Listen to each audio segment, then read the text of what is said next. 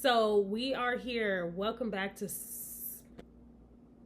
Simply Watching TV. Yes, Sex in the City, season 2, episode 1. Take me out to the ball game. This is after Big. This is after the realization that Big wasn't taking her seriously. This is where we left off. And instantly when we open up, we can kind of see Carrie.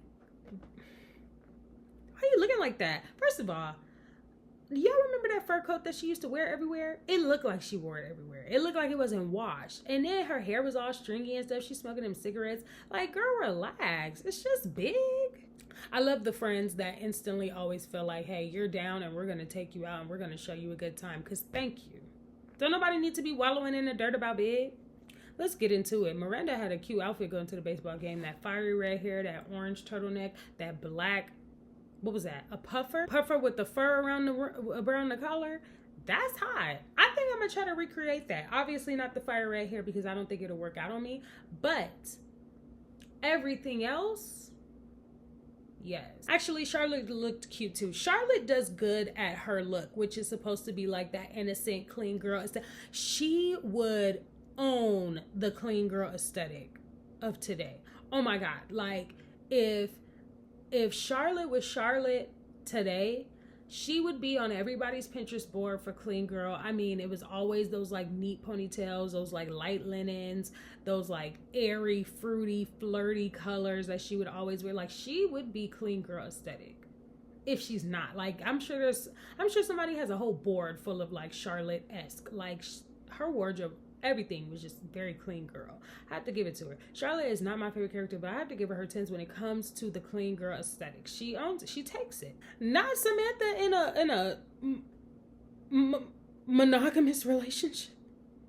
Oh my God, who is this? And I mean, like, smitten. Like, she likes him. It's different. Side note, I love going to sporting events. Like, I don't even have to be into the sport. Don't ask me if I know the game. Don't ask me if I know the rules. Don't ask me if I know the players. I can get to know the players. I like going to sporting events. The atmosphere of a sporting event is so fun. I love it. Now, what you are thinking about a male locker room after a game? Stinky, sweaty, busy, musty, crusty, dusty, but also fine. Also fine. Kudos to Carrie inviting the ball player out.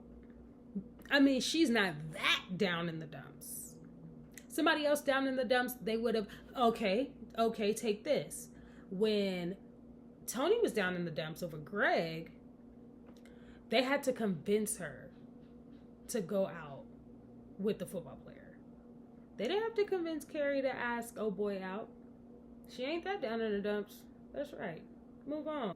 People always have breakup rules, and I live by the future code of breakups. We don't say sorry and we don't give gifts back. Not her reminiscing over the better picture. I don't know. I think it's a turnoff when men grab themselves in public. I mean, just have some decorum.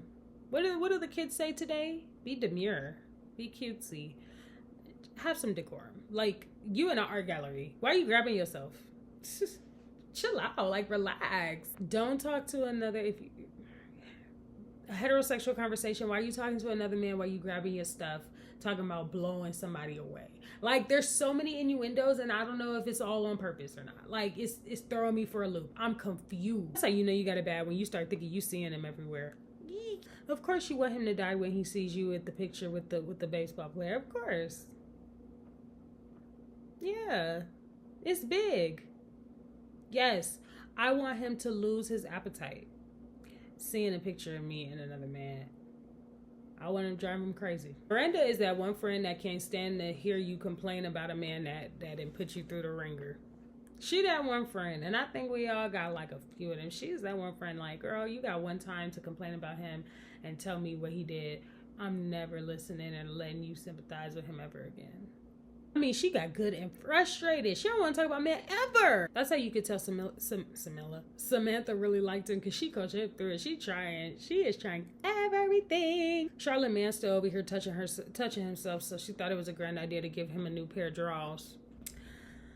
I wouldn't have bought the drawers. I would not have bought the underwear, but I wouldn't have brought him home. Like, this man is grabbing his ball every time. He is grabbing himself. And yeah, I don't hate your music. I hate the fact that you do that. After every sentence, you gotta. It's like a pause. It's like a period. Like, blah blah blah. Touch yourself. Like, that's odd to me. Of course, we run into Big at the bar. Duh. You know what? This kind of stuff only happens in movies. I have never run into an ex-lover, an ex, and an old like nothing. Never run into them. This happens in movies. Let me tell you something. I'm glad it was Miranda on the other side of that phone when she was crying her eyes out after the Yankee. Because when I first saw this episode, I said that better not be Big on the other side of that phone. It better not be Big showing up to that restaurant. And thank God it wasn't. And thank God for that, because we finally got a soft side of Miranda after she was pissed off at everybody for talking about men 24/7. Exactly, Miranda. It wasn't so long ago that you were in the dumps about a man. See y'all later.